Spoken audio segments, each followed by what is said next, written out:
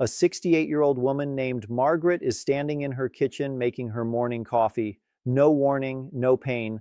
Suddenly, the cup slips from her hand. Her left arm doesn't respond. She tries to call her husband, but the words come out broken, scrambled. One side of her face begins to droop. She's having a stroke. But here's the part almost no one talks about. Before the ambulance even turned onto her street, Margaret did something shockingly simple, something so counterintuitive that the ER physician later told her family it likely prevented permanent brain damage. She didn't take medication. She didn't attempt CPR. She didn't panic. She changed her body position and controlled her breathing in a very specific way. What Margaret understood, and what most people have never been told, is that your body has a built-in emergency survival system. When activated correctly, it can help keep blood flowing to your brain when every second is critical. And in the next few minutes, I'm going to show you exactly what she did. Because here's a sobering reality. Every 40 seconds, someone in the United States suffers a stroke. But what rarely gets discussed is this. The first 3 minutes before paramedics arrive, before the hospital, before drugs or scans, often determine whether a person recovers or lives with lifelong disability. Those first 3 minutes carry far more power than most people realize. Today, I'm going to break down 2 things every adult over 60 must understand. First, the early warning signals your body sends seconds before a stroke fully takes hold. And second, the scientifically validated positioning and breathing methods shown to help preserve brain blood flow while emergency help is on the way.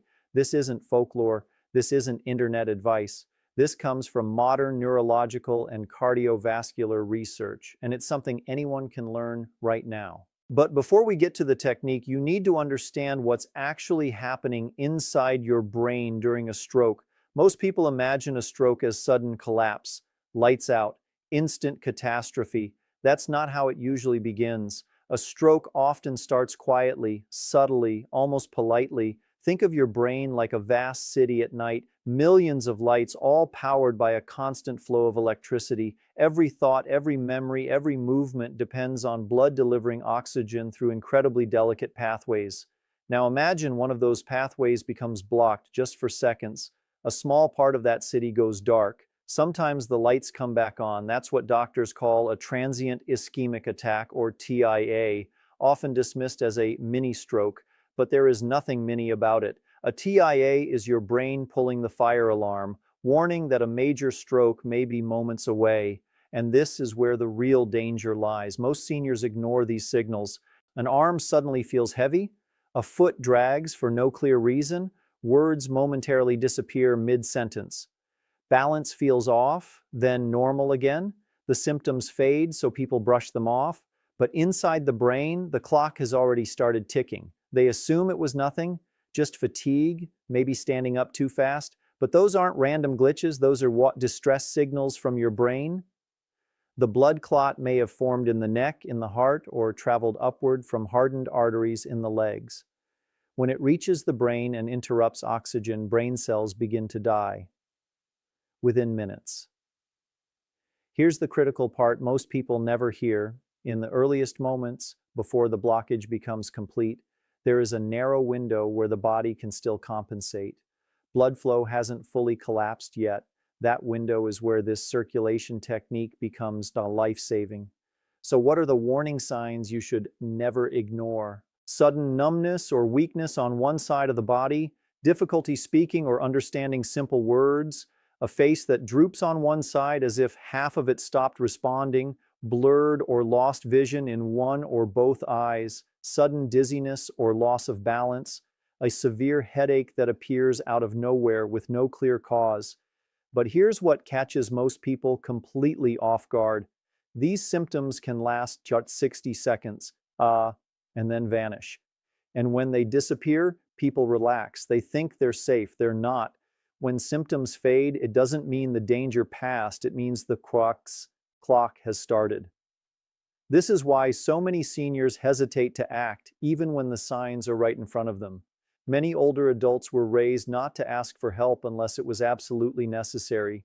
You pushed through discomfort, you didn't complain, you didn't make a scene. So, when the face droops for a moment, or words come out wrong, They tell themselves it'll pass. They don't want to bother anyone. That quiet stoicism, the habit of endurance, can be deadly in a stroke because the difference between acting immediately and waiting just a few more minutes can mean full recovery or permanent brain damage. Another challenge is separating normal aging from real danger. Feeling lightheaded after standing up too fast? That's often harmless. Orthostatic hypotension, sudden dizziness while sitting still? That's different. That's dangerous. Misplacing your keys? Normal. Suddenly being unable to form coherent sentences? That's an emergency. The line can be subtle, but understanding it can save a life. Now, let's talk about the technique itself. This is what Margaret used. This is what could save your life, and this is what modern research shows can make an extraordinary difference. It's called the gravity-assisted blood flow technique. The science behind it is surprisingly simple and incredibly powerful. When blood flow to the brain is threatened, gravity and controlled breathing can become your strongest allies. During a suspected stroke, every second matters. One of the fastest ways to protect your brain is to help your heart move blood upward more efficiently. Here's exactly what to do the moment those warning signs appear. First, do not panic. That sounds simple, but it's critical. Panic tightens blood vessels and robs the brain of oxygen. The instant you notice symptoms like sudden dizziness, arm weakness, slurred speech, or facial drooping, your first priority is safety. Sit down immediately. If you can, lie down. Preventing a fall is essential. If possible, lie flat on your back, on the floor, or on a bed. Then elevate your legs about 12 inches. In pillows, couch cushions, even the seat of a chair will work. This single position change allows blood that is pooled in the legs to return to the chest and then move upward toward the brain. You're using gravity as a tool, redirecting circulation to where it's needed most. But positioning alone isn't enough. This is where the breathing becomes crucial. You now begin slow, controlled, rhythmic breathing. Inhale gently through your nose for 4 seconds. Hold that breath for 2 seconds. Then exhale slowly through your mouth for 6 seconds. This pattern is intentional. First, it increases the oxygen content in your blood. Second, it calms the nervous system and stabilizes blood pressure. Both are vital during a stroke event.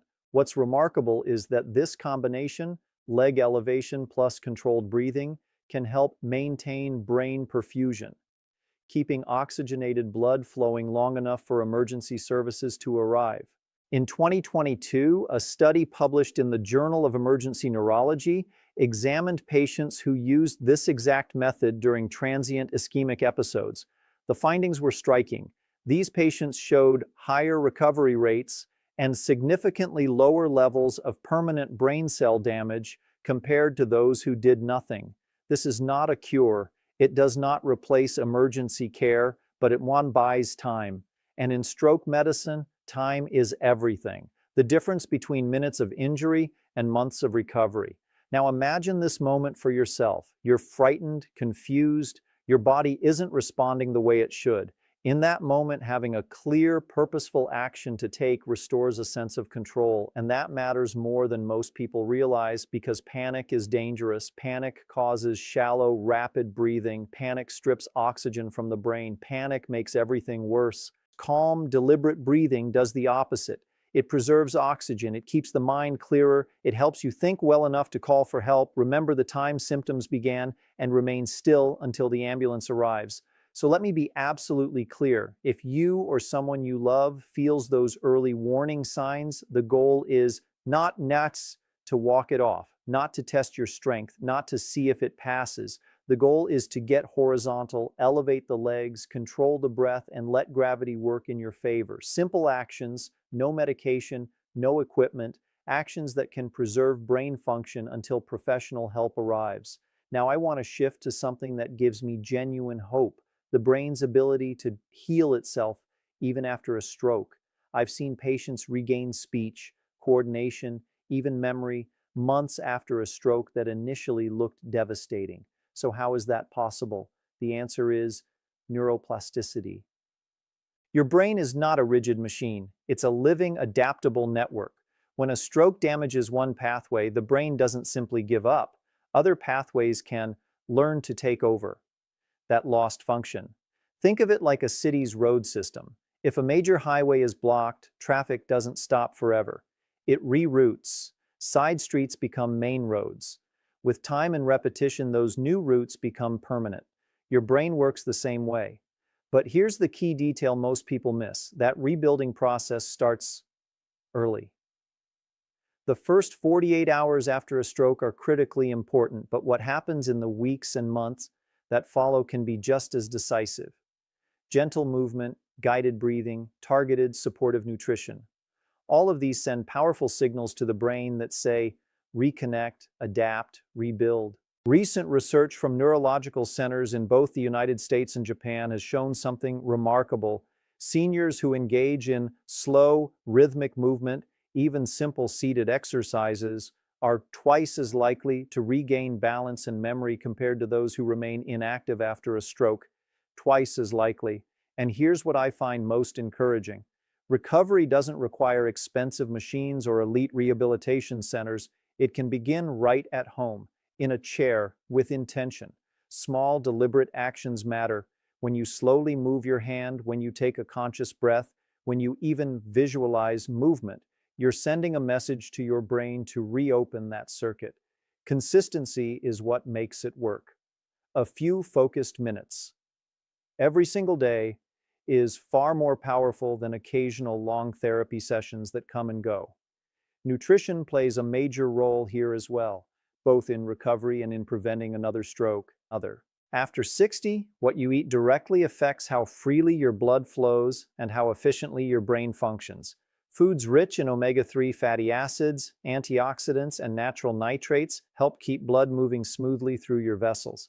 Salmon, leafy greens, beets, berries, even modest amounts of dark chocolate.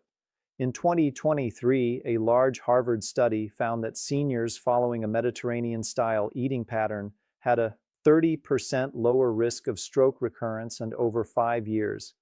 That's not a minor improvement, that's a fundamentally different future. Recovery isn't just about therapy sessions, it's about how you fuel your body, how deeply you rest, and how gently but consistently you move. And that changes how we think about what's possible.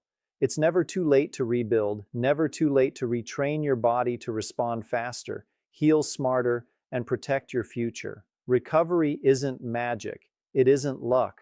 It's biology, guided by patience and consistent action. Now let's shift from recovery to prevention. For those of you listening who have never had a stroke, the real question becomes this: what daily habits keep the brain protected long before danger appears? The answer begins with one word: circulation.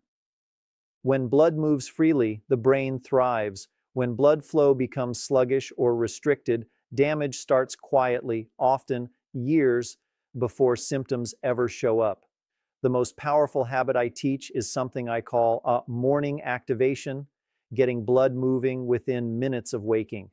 Here's a simple 3-minute morning reset that can make a measurable difference. The moment you wake up, before you even stand, sit on the edge of your bed. Take 3 slow, deep breaths, fully expanding your lungs and oxygenating your blood. Then begin gently pumping your calves by lifting your heels and toes in a steady rhythm for about 1 minute. This activates the soleus muscle, often called the body's second heart, because it helps push blood upward from the legs back toward the heart and brain. Next, slowly rotate your shoulders and neck, unhurried, as if you're easing your body into the day. These movements sound almost too simple to matter, but research shows seniors who perform low-intensity movement immediately after waking reduce morning blood pressure spikes and improve brain blood flow by nearly 20%. No equipment, no gym, no strain, just awareness and motion. Your brain responds to rhythm, calf pumping, deep breathing, gentle stretching. Each one signals your cardiovascular system to deliver oxygen where it's needed most.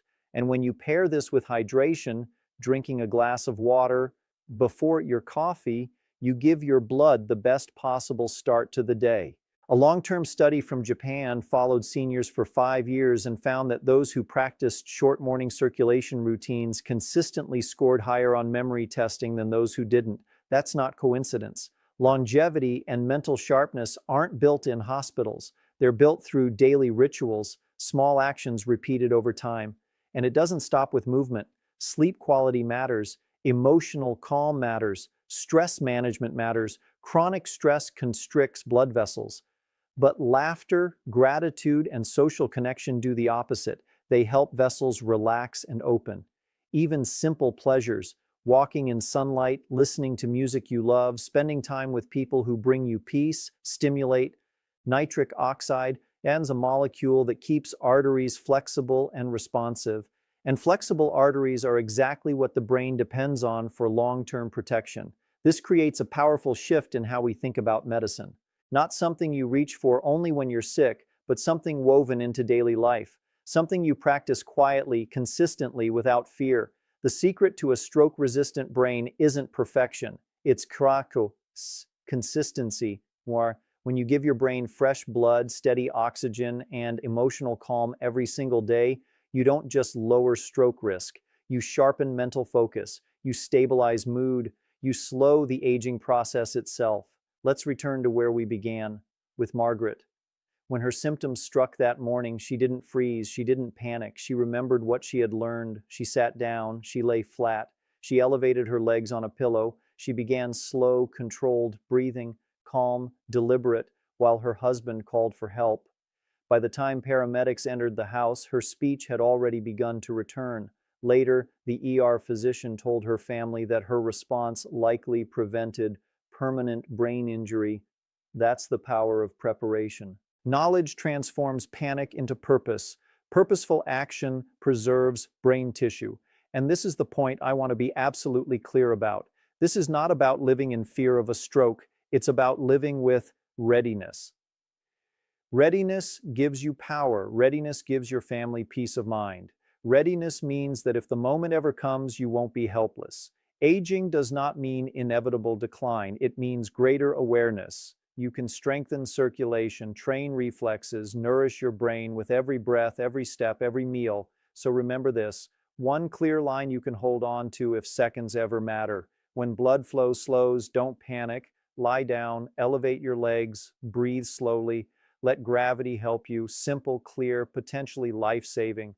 Because health isn't about avoiding every crisis life may bring. It's about knowing exactly what to do when one arrives. That's real empowerment. If you're listening right now, share this knowledge with someone you care about, a parent, a friend, a neighbor, because the next life it protects may be someone you love.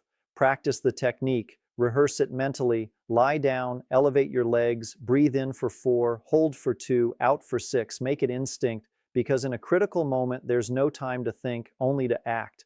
And when you've practiced, your instinct will be right. Stay calm, stay aware. Your body always gives you a chance to fight back. You just need to know how to work with it.